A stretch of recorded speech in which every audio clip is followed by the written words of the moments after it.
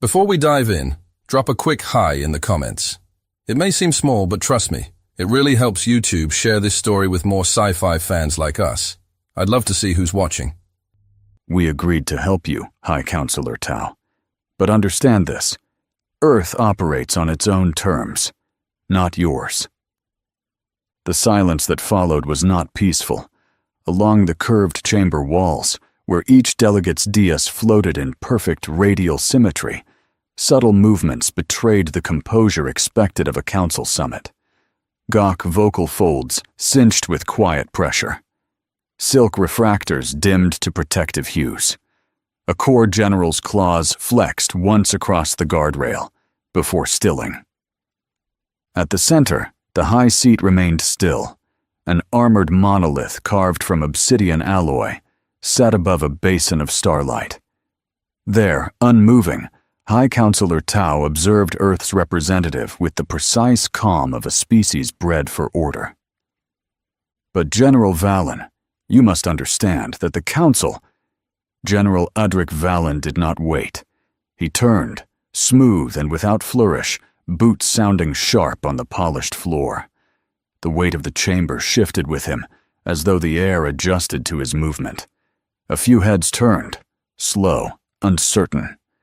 None dared interrupt. He was halfway to the outer threshold when Tau's voice followed him. "General Valen!" Valen stopped, mid-stride. He didn't look back. "If Earth's contribution is to be recognized formally," Tau said, each word shaped as if under glass, "then its terms will be honored. Autonomy will be granted. You will retain full authority over your deployments." Valen waited a second longer than protocol required, then nodded once, sharply. He resumed walking. "Let it be recorded," Tau continued, addressing the full chamber now. "Earth enters the conflict on its own terms." The declaration was final, binding. The weight of it settled into the room like gravity. The chamber began to move again. Not speech, movement. Mandibles tensed. Refractor colors shifted again, some toward alarm spectrum. The track envoy blinked slowly, feathers rising in stiff layers. No one spoke in protest, but no one looked pleased either. At the great threshold, as the council doors hissed open, General Valen paused. He glanced over his shoulder, not at Tau, but at the rows of silent delegates beyond him. Better not ask what is coming next. And then he was gone. Outside the chamber, his footsteps echoed alone. 2 honor guards stood flanking the private corridor, their armor etched with ceremonial glyphs none on Earth could read. Valen ignored them. In the lift, once sealed and descending, he reached back with 2 fingers and pressed lightly beneath the collar of his uniform, just below the base of his neck. A synthetic layer folded back, revealing the smooth surface of a comport embedded in the skin. "Council agreed," he said. "Prepare for war." Behind him, the council chamber remained under diplomatic seal. Several delegates had already disconnected, others lingered. The core remained. He turned toward the high seat, voice gravel over stone. "You should not have agreed to this." Tau did not move. "I did not agree," he said. "I accepted." A slow vocal tremor vibrated through the Gauch delegate's folds, low, like a prayer gone sour. Earth's methods are not compatible with order.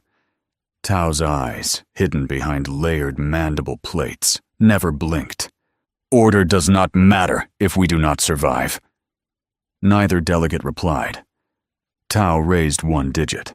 The session's seal light chimed once, cool, sterile, unceremonious.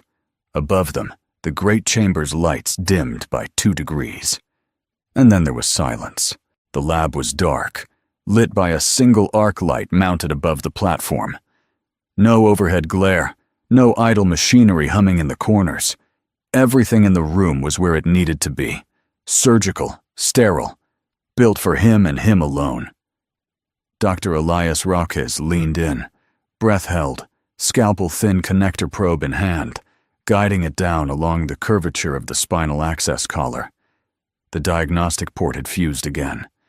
TH9 sat rigid in the upright harness, helmet in place, arms relaxed across the stabilization rails.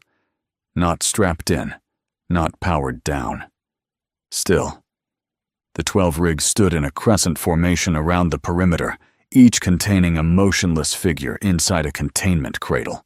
Identical armor, identical posture, 12 breathing weapons sealed in vacuum-tight capsules. 12 designations etched cleanly on the base plates. TH1, TH2, TH3, until TH12. The temperature in the room was regulated precisely to Rox's preferences. A little cold. Not enough to discomfort, just enough to keep skin alert and hands sharp. He slid the probe into the cranial port and began to test relay tension along the cognitive feedback array. It clicked twice. Too slow.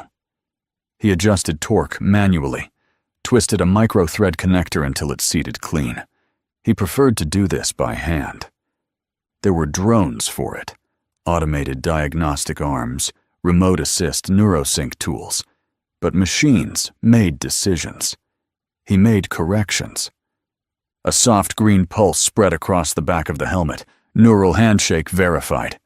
Still perfect, Rox muttered, voice low and even. A retinal sync flash passed behind the visor, not visible to the outside eye, but he saw it on the monitor. He logged the values. Threat priority delay, 0.2 seconds. Retention purge status, nominal. Emotional dampening loop, active. Target acquisition smoothing, 97.4%. Excellent. He shut the panel. The artificial dermal seal closed with a hiss, reabsorbing into the backplate. 2 fingers tapped the final lock sequence, and the rig reset.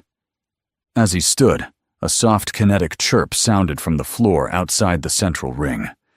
Bootsteps. Heavy. Measured. He didn't turn. He knew who it was.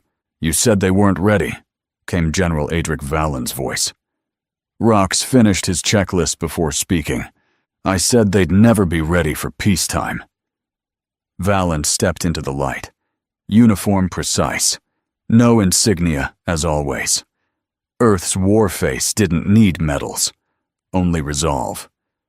The 2 men regarded each other with the tension of people who had been right for too long. The Council approved the deployment. They agreed that Earth had autonomy. That's not the same. It is now. I made it clear.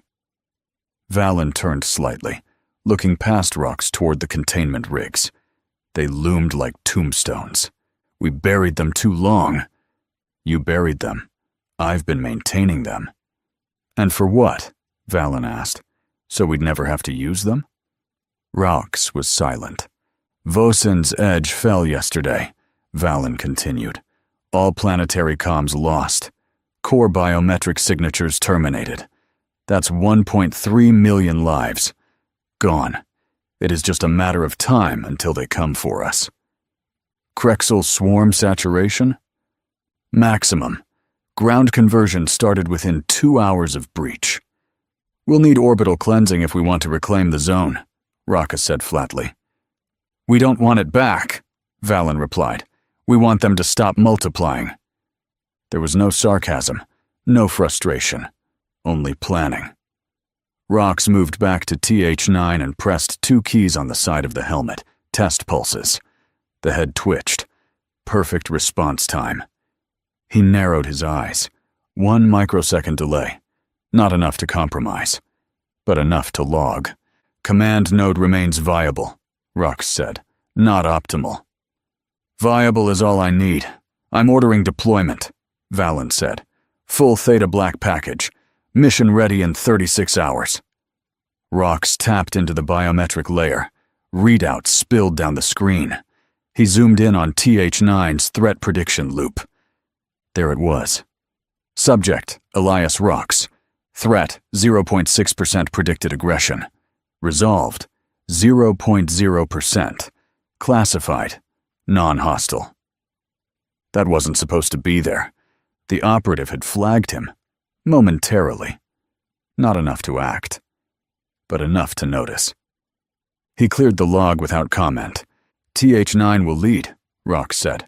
Pattern fidelity remains highest. Neural baseline is the cleanest in the squad. Then wake them.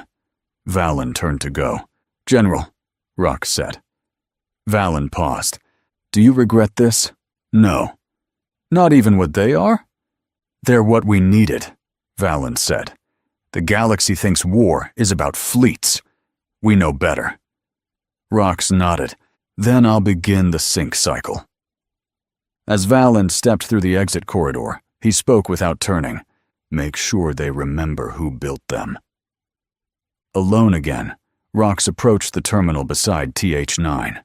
Behind him, 11 other rigs waited in silence. He keyed in the authorization manually. No biometrics, no voice ID, just code. Theta Black Sync, 1 activate. A soft whine filled the air, barely audible. Each rig began to hum in sequence. One by one, helm lights flickered to life behind black visors. No faces, no movement, just presence. Command node, TH9, online. All units, nominal. Rox didn't pause. Didn't even adjust his stance. He just watched the system come alive. The Krexil didn't give warnings. They arrived as signal blackouts, as heat blooms where cities used to be. Damaris Fold fell in 17 hours. The Council's forward observation post, Station Vectal 3, had been relaying swarm pattern data from orbit until the Krexil broke their final perimeter and began tearing through the last barricades like skin. The Silk commander on site activated distress protocol, pushing a full-spectrum burst across neutral channels.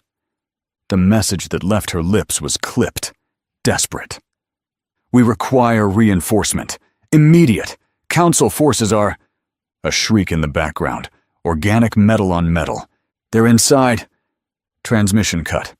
For 32 minutes, there was only static. Then, 12 impact signatures entered the atmosphere. No identification. No transponder codes. Just a series of kinetic drops, falling at terminal velocity, glowing red-hot from the burn. Council defense crews locked weapons, but too late. By the time they recalibrated fire control, the objects had already slammed into the ravaged surface of Damaris Fold like gods without wings. 12 craters, 12 upright pods, and silence. The first pod hissed open. Inside, TH9 stepped forward. His armor was matte, featureless, no insignia, no lights. His weapon was magnetically locked to his spine, retrieved with a flick of one hand, already hot, already live. To his left, TH4 moved to high ground without a word. To his right, TH6 sprinted toward the broken remains of a structure, embedding themselves in the rubble like they'd been there for hours. No one gave orders. The Krexil were already coming. The swarm broke through the smoke, metallic limbs clicking, ocular ports flaring with heat signatures. They moved as one organism, each unit connected by swarm code. Each step mirrored the last, each angle perfect. The first wave charged, spear-point mandibles extended, forelimb blades twitching with anticipation. TH9 didn't raise his weapon. He let them close. At 5 meters, he stepped left, raised one hand, and fired into the ground. The detonation was surgical. A buried ordnance, perfectly placed. 6 Krexil went airborne, shredded mid-lunge. Before they hit the ground, TH5 was already moving past them, silent, efficient, planting a signal disruptor on the back of a twitching carapace. The device pinged twice. Krexil within a 50-meter radius stopped moving. Their coordination faltered. The second wave didn't pause. They adapted, surging forward on new channels. That's when TH10 rose from underneath the rubble, blade in hand. He had buried himself prior to engagement. First strike opened the neck joint of a swarm alpha. Second strike removed the comms node from a secondary unit. Third was unneeded. The rest were already breaking formation. Then, TH5 took a plasma strike across the side of the helmet. The blow spun him mid-step, slammed him into the wreckage of a collapsed structure. For a moment, there was stillness. Then, movement. He rose. Slowly. The left half of his visor was gone. Molten edges curled back, revealing burned synthetic mesh, fractured dermal tissue, and a human eye. Blood trickled from the corner. He didn't blink, didn't speak. He just moved forward, blade drawn, back into formation, as if nothing had happened. Back on the orbital feed, aboard the Council observation cruiser, 3 diplomats watched in frozen silence. Their weapons teams had been watching the surface for the swarm kill rate ratio to rise. It had. Too fast. Too clean. One of them leaned forward, mandibles trembling. They are humans? No one answered. On screen, TH3 walked into the center of a Krexil formation that had lost cohesion. The swarm tried to surround him. He knelt, tapped a command node on his gauntlet. A series of shortwave bursts detonated across their flank, using their own sonar pulses against them. The Krexil screamed. That wasn't supposed to happen. In a control room on Lunar Anchor, Dr. Elias Rox monitored the feed from a secure chair, eyes locked on neural telemetry. Pain spikes registered from TH5, helmet cracked on one side, blood seeping into the collar lining. Still moving. Still executing protocols. Neural sync intact, Rox muttered. Motor compensation active. Conscious override engaged.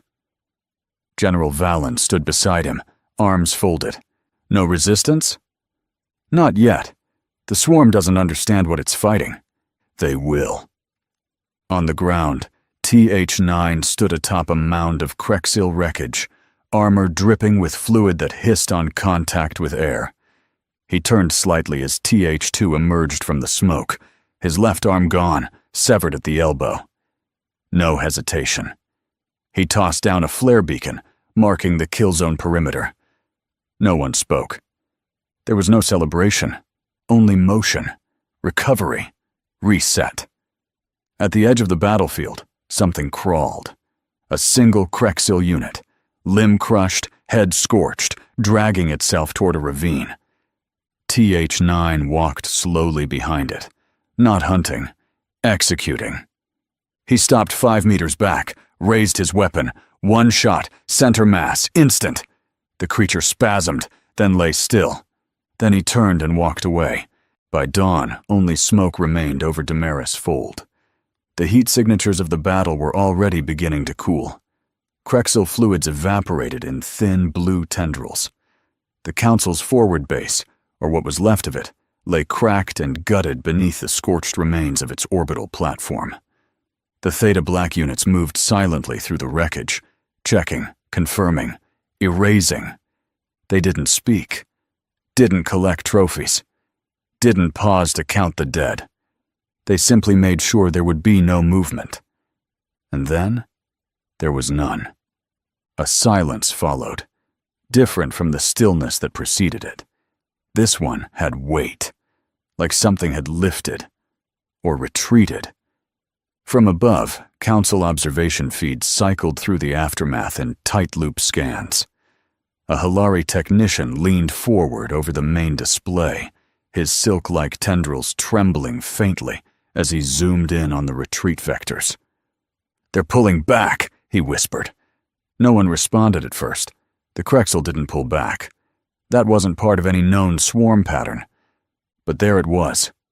Swarm activity, once concentrated in waves of perfect synchronization, was now fragmenting, splitting. Nodes abandoned. Perimeter drones left inactive. It wasn't panic. It was something worse. Tactical migration. In the command center aboard Earth's operations vessel Harrow, General Valen stood beside Dr. Rox, watching a real-time sweep of the region. The Krexil were leaving Damaris Fold, routing themselves through suborbital tunnels, shielded crawl lanes, even abandoning healthy bodies that could have continued to fight. Why? One of the alien liaisons asked, voice trembling through an open comm channel. Why would they leave a combat zone they were winning yesterday? They weren't winning today, Rock said flatly, eyes locked on telemetry. It makes no sense, the liaison insisted. They don't fear. They don't break. We've seen this before. If they swarm to extinction. Always. Valen didn't look away from the screen. They didn't break. Then what is this? They adapted. On the surface, TH9 reached the edge of the primary breach zone. His boots hissed against hot debris. The only remaining heat signature came from his squad mates and the faint, boiling remains of infected atmosphere. Behind him, TH2 stepped over a collapsed Krexial node structure, still pulsing faintly with residual energy. Without pausing, he dropped a compact explosive charge, triggered it, and moved on. The structure detonated behind them. Elimination. Total. Back aboard Harrow, a scan drone returned from its sweep of the deeper breach tunnels. The data feed scrolled across Rox's screen. He narrowed his eyes. Nutrient pattern density. Off scale. Heat lattice mesh showing growth signatures across all sublayers. Carbon intake spiking in soil deposits. He leaned back, squinted his eyes. They were turning the planet. Valen's jaw tensed. How fast? At the current biomass replication rate, Rox typed. Ran the calculation. 3 weeks, he said. Then the atmosphere would have shifted. The crust would break down, and Krexial would enter second phase breeding. Survivable? Not if we'd waited another day. Containable? Only because we stopped it now. Valen stared at the planet's surface on the display. The blackened craters. The melted airlocks. The silence. Good. Later, at the edge of the briefing chamber, a Silk Council observer paced in short circles. He paused, looking at the holoscreen, then back to Valen. They weren't just beaten, he said. They withdrew. They encountered something outside their model, Valen replied. The observer looked uneasy. What do you call that? Tactical mismatch. No, the Silk said. That's not what I mean. What do you call them? He motioned to the screen where Theta Black stood like statues, still and silent. They're not soldiers. Valen didn't blink. No, they're better than that. Dr. Rox interrupted with a new data packet. He turned the table display so Valen could see. Redirect confirmed. Krexial swarm signatures are re-emerging in the Garad system, one of the Hilari colonies. Lightly defended. Agricultural world. Minimal orbital defense. They're rerouting the entire swarm? Valen asked. No, just the strain that survived this engagement. Valen nodded. Which means they learned something. They didn't learn it correctly, Rox said. They learned to avoid. For now. Silence passed between them. Then Valen looked back at the silent Theta Black feed. 12 armored monsters in a half-lit hangar, all present, all silent. None spoke. None moved unless deployed. He tapped the side of the table. Slowly. Do we have drop capacity? Rox didn't even nod. Always. They weren't born. They were removed. No mothers, no fathers, no inheritance. Only replication. Only control. The project that would later be classified under the designation Theta Black was never meant to exist. Not in public record. Not in whispers. Not even in war doctrine. For nearly a decade, its name appeared nowhere, buried beneath sovereign defense budgets, hidden in line items no one questioned, compartmentalized so deeply that even Earth's high command only knew its outcome, not its process. 12 subjects, 12 codes, 12 beings grown in orbital biotubes that mimicked the human womb, nutrient-fed, zero-G balanced, and neuro-linked to synthetic sensory arrays before they had hands to move. Consciousness was not cultivated. It was engineered. The developmental phase began in silence. They heard nothing, saw nothing. Their first input was pain, controlled, measured, intentional. It shaped the cortex. They were conditioned in orbit, weightless under blackout cycles that denied them normal circadian rhythm. Psychological cohesion was never the objective, only cognitive survivability. Could the mind remain intact without emotional architecture? Could a human nervous system survive war without becoming unpredictable? Dr. Elias Raukes found the answer. He wasn't a soldier, wasn't a weapons contractor. He was an architect of necessity, one who believed the galaxy's future depended not on diplomacy, but on preemption. Not cold, not power-hungry, but fanatically practical.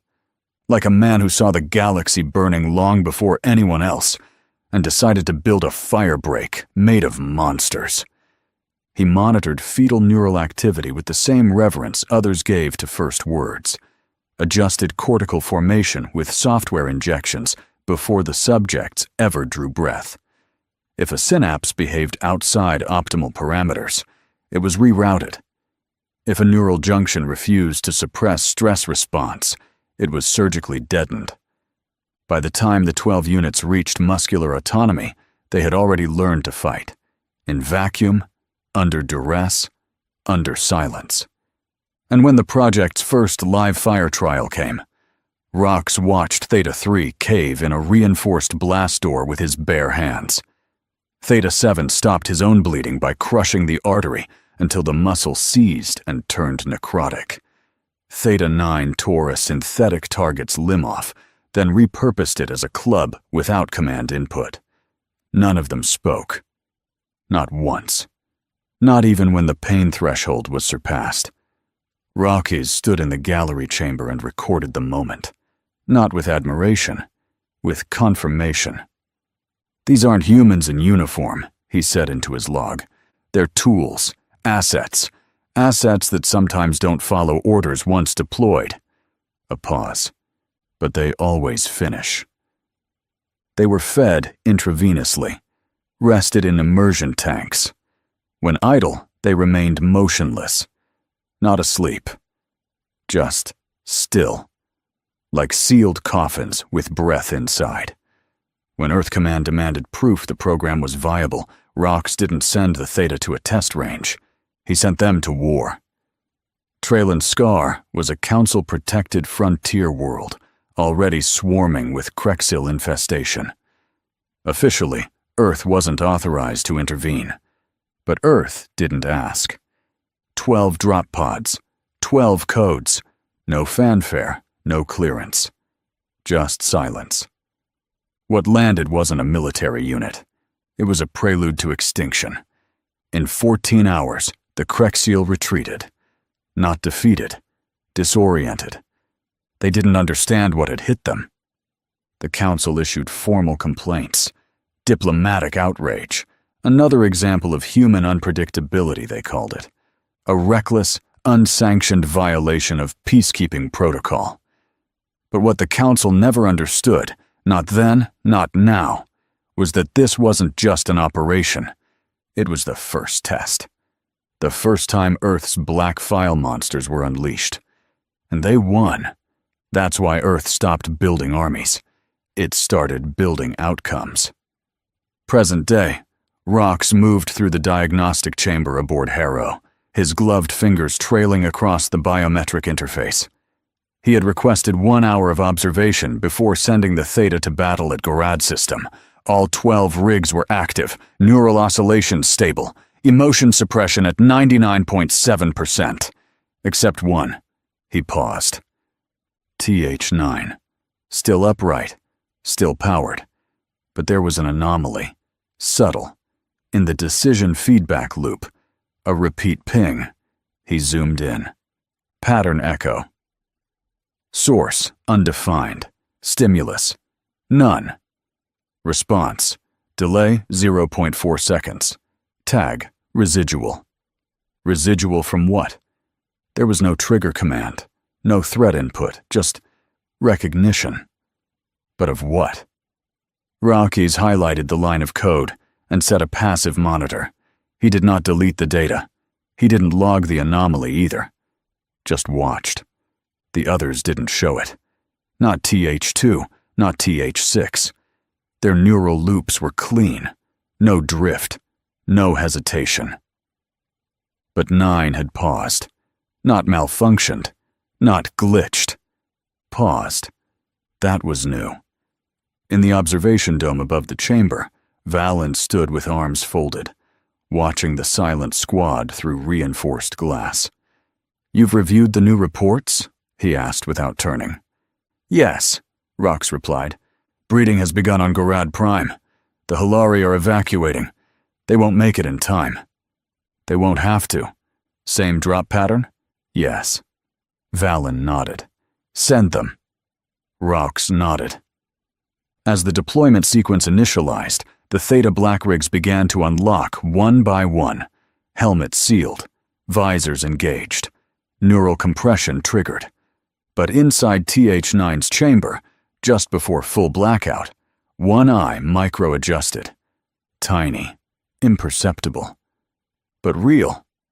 A twitch. And behind the black visor, an unspoken question surfaced. It didn't come from the mission. It didn't come from code. It came from somewhere else. Something deeper. A flicker of something that remembered being human. It passed. But Raokis had seen it. He keyed in a private log line. Subject 9 pattern drift. Watch for identity recall. He didn't speak it aloud. But as the pods locked in for launch, he stared at the rig and said, quietly, "You weren't born. You were made. But that doesn't mean you stayed that way. In the end, you are still human, only without a soul." The Krexil didn't invade anymore. They consumed. The surface of Gorad Prime was already gone by the time Earth Command authorized deployment. Once, it had been Halari jungle. Vertical canopy towers woven with organic crystal, rivers that sang through the stones, air thick with pollens that shimmered in violet sun. Now, it was something else entirely. Metallic fungus had rooted through the soil like claws. The forests had become filamented husks, twisted with hive matter. Egg bulbs pulsed on the skin of broken buildings, and the rivers had turned black, not with water, but breeding fluid. Krexil spores floated in the atmosphere like ash after a funeral. From the orbital command deck aboard Harrow, Dr. Elias Raukes gave no speech. He simply keyed in a single word on the deployment interface. Eradicate. 12 drop pods launched in sequence. They fell without fanfare, slicing the clouds apart like warheads. Within each pod, Theta Black units waited in full tactical seal, visors dimmed, minds already syncing with surface telemetry. Environmental readouts scrolled in front of their eyes. Acidic air pockets, thermal instability, spore exposure probability. None of it mattered. The Krexil were not meant to be survived. They were meant to be destroyed. 5 seconds before impact, each unit triggered its counter-mesh shield. A skin of electromagnetic arcs pulsing across their armor, designed to vaporize anything organic that attempted contact. The swarm had learned how to latch onto flesh. This time, they would learn how it felt to burn. Ground impact registered like an earthquake. The drop zone erupted. Krexil larvae, scattered across the surface in writhing waves, immediately surged toward the newcomers. They met walls of electricity. The first wave died screaming, or whatever passed for screaming in a species without lungs.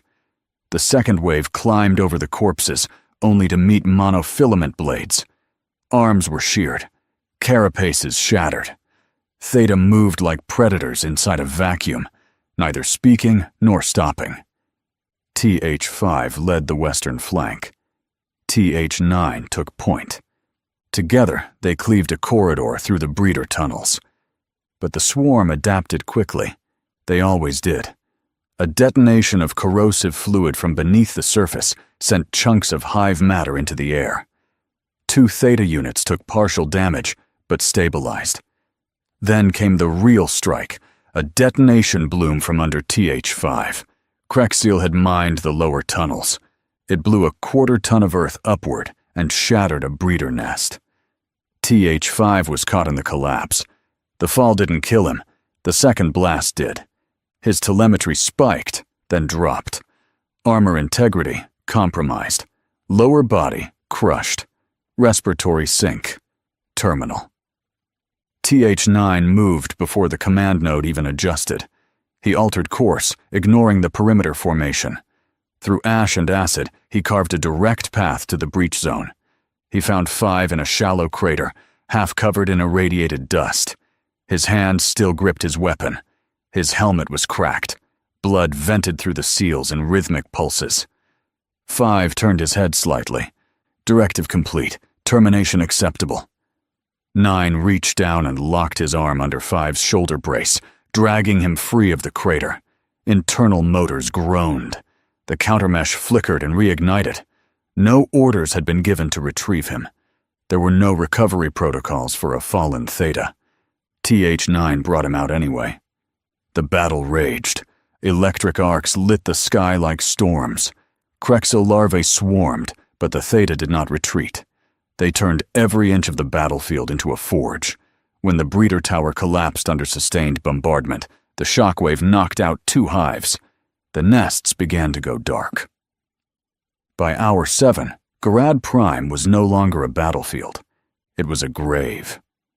The Theta units gathered at Extraction Point Delta. 11 remained upright. TH9 stood apart, holding the lifeless body of 5 in both arms.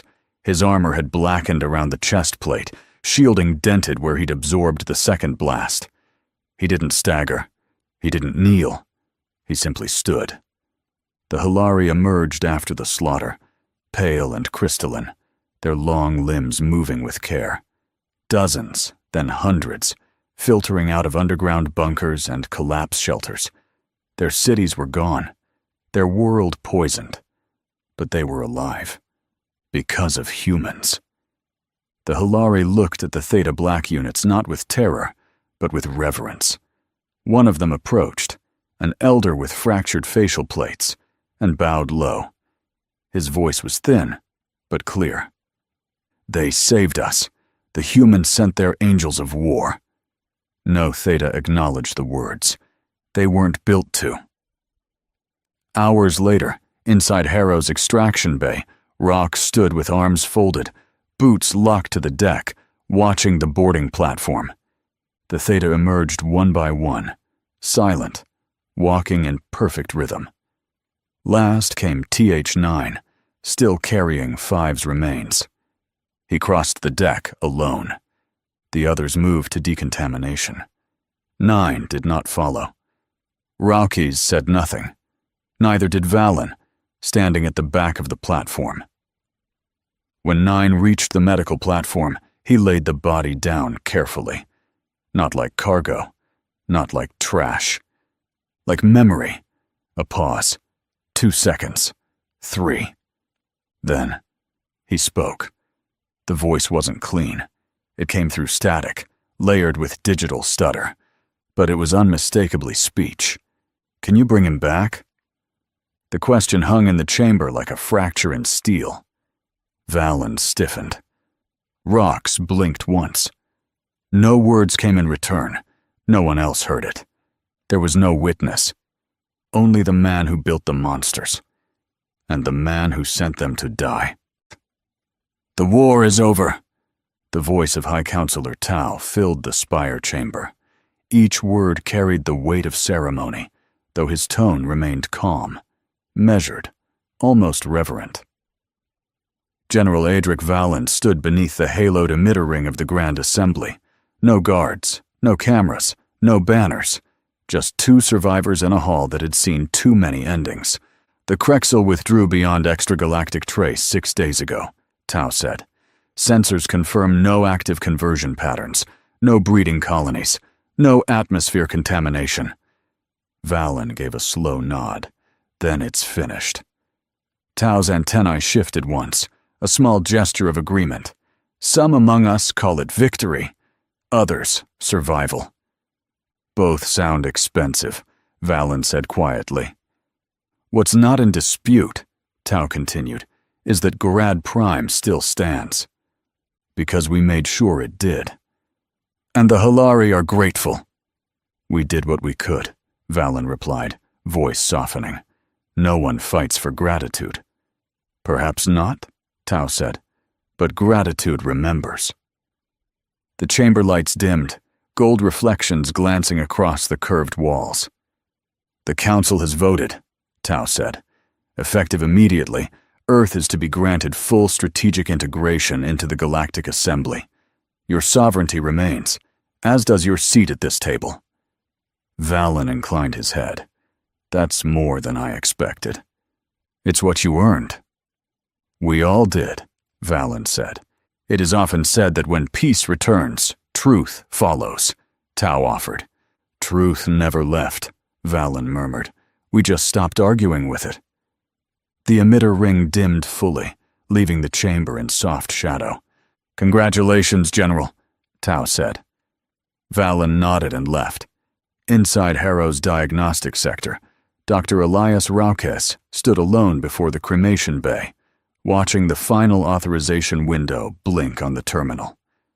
No alarms, no movement, only the hum of sterilization fans and the pale white glow of post-operation light. Terminate remains.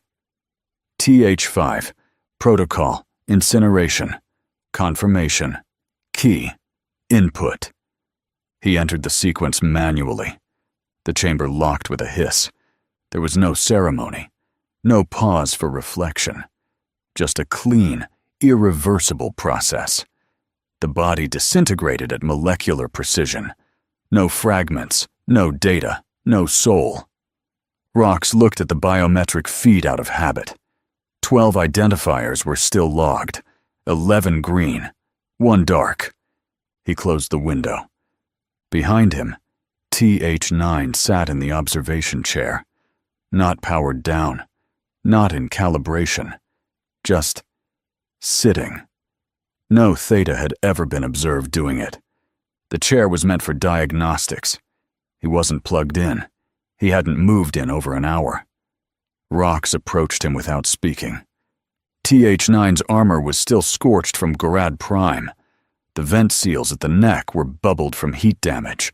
Under normal conditions, protocol would call for deconstruction and full neurosync disassembly. But Raukes hadn't given that order, because something was happening, something no manual covered. He keyed open the neural feedback channel and checked the logs. Subject, TH9. Status, active. Neural recursion, looping. Emotional filter, partially suppressed. Identity stability, index, 73.6%. Vocalization. Index, null. The recursion loop had been running since they returned. Not a glitch, not decay, but a loop with no source. As if 9 was remembering. Rox stepped beside him. No orders, no commands, just presence. He's not coming back, Rox said softly. No response. I tried. There was enough left for a scan, but the neural shell was fragmented. That blast severed the base layer memory. I couldn't reconstruct him, even if I wanted to. Still nothing. He was already gone before you pulled him out. The voice modulator in TH9's chest clicked once, then silence again. Rox glanced at the telemetry feed. His hands were trembling, micro-tremors. Not fatigue, not stress, suppressed motor drift. You weren't programmed to react like this, Rox muttered. None of you were. He paused. And you weren't supposed to sit. That word hung in the air. Still, no movement. Then the voice actuator clicked again. A soft, static bent whine. It wasn't a glitch. It was pre-speech calibration. And then, finally, he spoke. What kind of species are we? Rox froze. The words weren't loud, weren't clear, but they were spoken. And they weren't code.